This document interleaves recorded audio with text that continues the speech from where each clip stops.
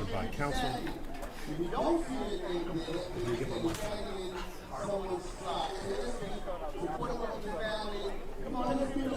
Mr. Goff. Your Honor, after pondering it over the lunch, talking with co-counsel, and with all due respect to them, on behalf of Mr. Bryan, I am moving for a mistrial at this time based upon the question posited to the witness in the presence of the jury in this case. I'm not going to belabor the comment itself. I'm not going to belabor the comment itself. I think co-counsel have already addressed that, and the state has already provided their explanation for it. But I think the best way I can characterize it, the question would be the way another argument in this case was characterized as being reprehensible. Not the person, but the statement. We're asking for a mistrial at this point because we just don't see any way that that issue can be cured. And part of the reason I say that, Your Honor, is, it just brings all kinds of different problem issues in this case all together in a way that creates a puzzle. And I don't see, with all due respect to the McMichael defendant's counsel, I don't see how we unring the bell, how the jurors unhear what they heard, and I don't know how the court cures it without bringing more attention to other issues. I mean, I thought the state was all concerned about talking about punishment and penalties and stuff. I thought this was an issue we discussed before trial, and I don't know how the court addresses this to the jury without bringing attention to punishment issues in the case. It's just unfortunate, and obviously it was arguably intentional in the question itself. It wasn't, we've already heard a statement, it was not an accident, it wasn't a misspeak of words, it was intentional. And we think that a mistrial is the only remedy under the circumstances. From the other defendants on the motion. We are waiting to see what you do about our motion to admonish and a curative instruction. I agree with Ms. Hogue. From the state. We leave it to the discretion of the court. All right. Yeah, the court indicated that I'd take the lunch break to think through exactly what to do. The court does find that the question that was presented was inflammatory and irrelevant and completely unnecessary, particularly given the witness that was on the stand. It has potentially injected into this case issues not appropriate for the jury and which were in fact discussed and brought up pre-trial. Counsel should have either known or should have known that this was a question that should not have been asked, and therefore counsel is admonished by the court and is instructed not to repeat such actions subject to the contempt powers of the court. The court does in fact, or will, instruct the jury that the state has been admonished based on the question. I'm not going to repeat the question. And I'm going to instruct them to disregard the question asked and any implications arising therefrom. That is the intent of the court. The motion for mistrial is going to be denied, with the court finding that the admonishment is the appropriate remedy and the instruction to the panel addresses the matter presented. And just for the record, Your Honor, the court's going to do this in front of the jury, and I just don't want to be perceived as having waived by failing to accept. I'm just putting on the record that we do not believe the curative instruction will be sufficient. If the court wants me to come back up and say that again after the court actually does it, I can do that, but in the interest of efficiency, I'm just asking if the court will recognize this, preserve the motion for mistrial notwithstanding the curative instruction, or does the court want me to get up again and renew it after the curative instruction? As far as the court is concerned, the court's ruled on the mistrial, and I have, I guess, pulled the motions together. I've admonished the state, indicated the court's position with regard to the question, indicated that the contempt powers of the court would be the next remedy available if such action was taken. And I will indicate to the panel that the state has been admonished as such and instruct them to disregard the question. So that addresses both the motion from the McMichaels as well as with the court denying the motion for mistrial, will instead be providing the instruction that I have just indicated.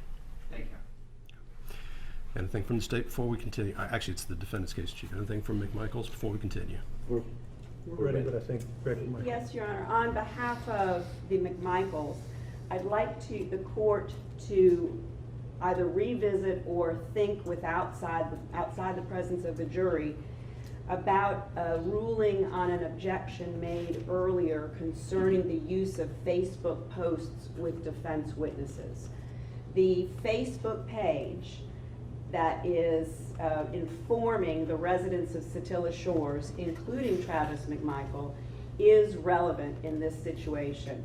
And here is how. We didn't have the opportunity to argue this for Your Honor. Travis McMichael took the stand. He testified that he was informed by a number of sources about crime in the neighborhood, and that one of those sources was the Satilla Shores Facebook page. The Satilla Shores Facebook page is something that the state had acquired early on and had been provided to us in discovery. The Satilla Shores Facebook page has been something that was used on cross-examination of Travis McMichael, and the question before the jury as to whether or not this neighborhood had been experiencing an uptick in crime is relevant to the issues the jury will have to resolve, because it goes to one of those factors concerning the totality of the circumstances. What did Travis and Greg know at the time they made the decision to do the things they did, to choose to be proactive instead of, as the state has asked Mr. McMichael on the stand, just choosing to stay home or call 911. Additionally, the state has continued to argue through evidence and GCPD and GBI agents that it really wasn't all that bad out there. So, Your Honor, prohibiting the defense from questioning Satilla Shore residents who were involved in posting or reading Facebook posts on the Satilla Shores Facebook page, and who will testify that what they saw and either posted and read informed some of the choices and decisions they made about their own liberty and their freedom and their safety and security, is a relevant inquiry for this court now that we know and have had a witness to say that Travis McMichael saw the page, that his mother would see the page and would talk to him and his father about it. For that reason, it would be just like excluding any questioning of a witness about something she read in the Brunswick News. The Brunswick News says, hey, a serial killer has just escaped from the Brunswick jail, the Glynn County jail. Everyone lock your doors. Well, maybe it's right, maybe it's wrong, but it sure does inform the decisions they make and the thought process that they have. For that reason, Your Honor, so long as the proper foundation is laid, the defense contends that we ought to be able to question and allow our defense witnesses to testify about things they saw, things they posted on Satilla Shore Facebook page, and how those things they saw and posted informed their decision making. Anything from the state? Yes, Judge. First off, Travis McMichael was shown Facebook posts that he made, and that he responded to and that he commented on. So that doesn't really go to that argument. The problem here is, how is it connected to Travis McMichael? Travis McMichael testified appropriately that I looked at Facebook and I thought there was an uptick in crime. That's his perception, that's his opinion, and that's before the jury. So that's fine. But putting Miss Lindey Cofer up, which they just did, who said, I've never been the victim of a crime, and yes, I would repost other people's things on Facebook, there's been no causal link between what she did and her Facebook postings and Travis McMichael. There's been absolutely nothing that connects the two of them that makes it relevant. And her perception and opinion, now, if she had taken the stand and said, yes, I saw a Facebook post and I went out and put up cameras, or I was the victim of a crime and put up cameras in the neighborhood, as we assume some of the witnesses are going to testify to, yes, that's what that person did. But to solely go, I read Jenny's Facebook post and Stevie's Facebook post and this other person's Facebook, and this is what they said, well, that's hearsay. And that's basically not admissible evidence at that point. So I'm not sure what the defense is asking for these witnesses to do. I think at this point the suggestion is we see if it's hearsay, we see if what the person's talking about is their personal Facebook post or is this something they read, because we're going to bring in every single Brunswick newspaper and show it for all of 2019 and 2020 to inform these people. They all read the newspaper, maybe they watched the nightly news. How does that connect up to whether it's more likely or less likely that the defendants committed the crime? So we ask it to be more on a play-by-play basis, because I think that's the appropriate way to approach this. Agree with that, except let's see if we can all agree on the definition of hearsay. Hearsay is not a Facebook post if it's not being offered for the truth of the matter asserted, but instead to inform an individual who has read it or posted it and who will do, just as you said, Ms. Donikoski, will testify about how that affected one's perception of their neighborhood and may have caused them to take certain additional safety measures or constrain their own liberty as a result of what they've read. Yeah, That your facial expression makes me think that we're not on the same page about I'm trying to figure out how to explain where I am on it. The objection that was made during the last witness, the court sustained the objection and actually explained the ruling. She was asked generally about, I didn't write it down, but generally about Facebook posts and what her thoughts were. But my ruling, I indicated that I think it was a relevance objection, was not relevant to the defendants and what they may have known, and none of that got linked up. So for that particular objection, if I remember correctly, that was the basis for it. The challenge with the Facebook posts is it's social media. I'm not sure exactly what the basis of it is. There are some issues that are out there, so the court has some concerns about a bunch of Facebook posts being the basis for anything. But more importantly, what we're here about is what the defendants think was going on, as opposed to with the last particular witness, what a resident of 30 years may have seen and how she reacted to it. The court has some concerns about the relevance of that evidence, and I'll rule on it accordingly. But just putting up individuals that live in the neighborhood to say, I looked at Facebook and this is the way I felt, I think that there's the basis for some objection there, and I'll go ahead and take that as they come. But if it can be linked up with what's actually before the court, so be it. But just bringing witnesses in to say they looked at Facebook and unrelated to, in fact, she testified, I think she didn't know the defendants. Yeah.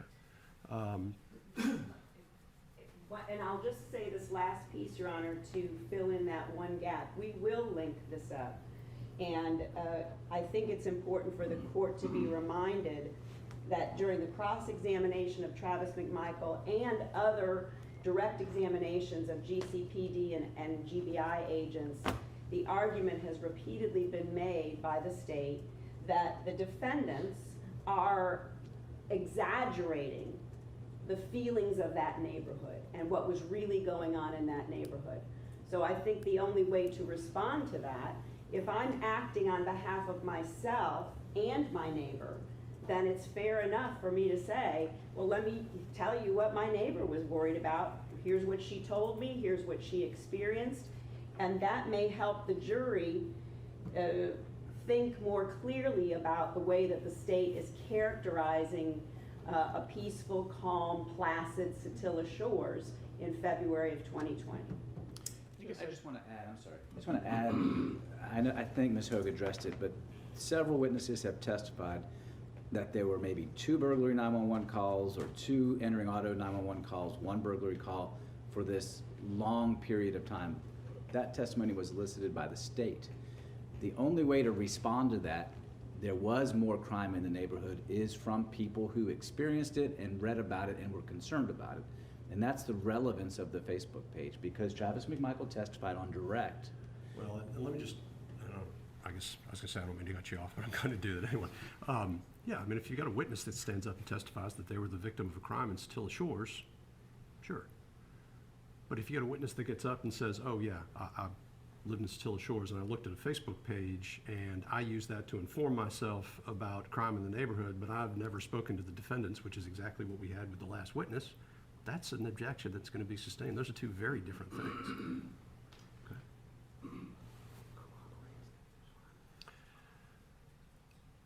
All right. Yeah, I mean, we believe because of Travis McMichael's use of the neighborhood Facebook page as a source of information that raised concerns that he testified about. Well, and he testified and on direct could have walked all the way through that. So and I believe he testified to what he was informed of in the neighborhood, and Facebook was referenced during his direct examination. Correct. And this corroborates that there were in fact Facebook posts about crime in the neighborhood. But it went, From the I'm not gonna debate it individuals further. that they The question that went beyond that into what the Facebook posts were, and so, again, the objection was sustained with the last witness. I've explained where the court generally is on this, and we'll proceed from there. All right, we're gonna bring the panel in. I'm gonna provide the instruction to the panel, and is Travis McMichael ready with his next witness? Next Or his witness next is witness? Cindy Clark. For the record, on the recess for lunch, we had a individual out in the foyer of the courthouse wearing a Black Lives Matter mask, bringing it to the court's attention for the record. Okay. All right, let's go get the panel.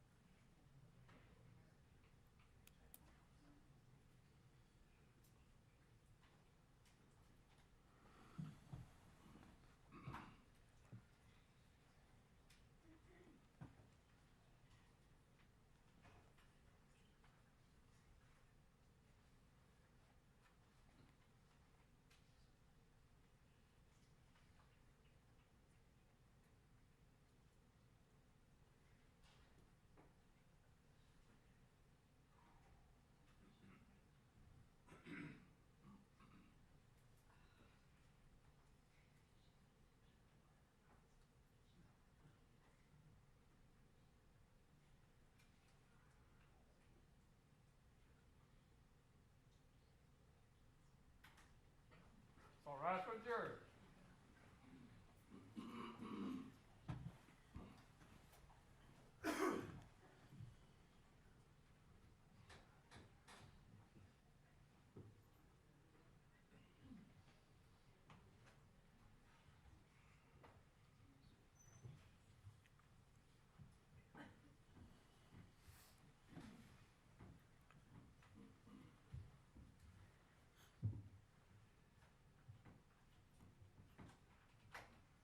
Please seated.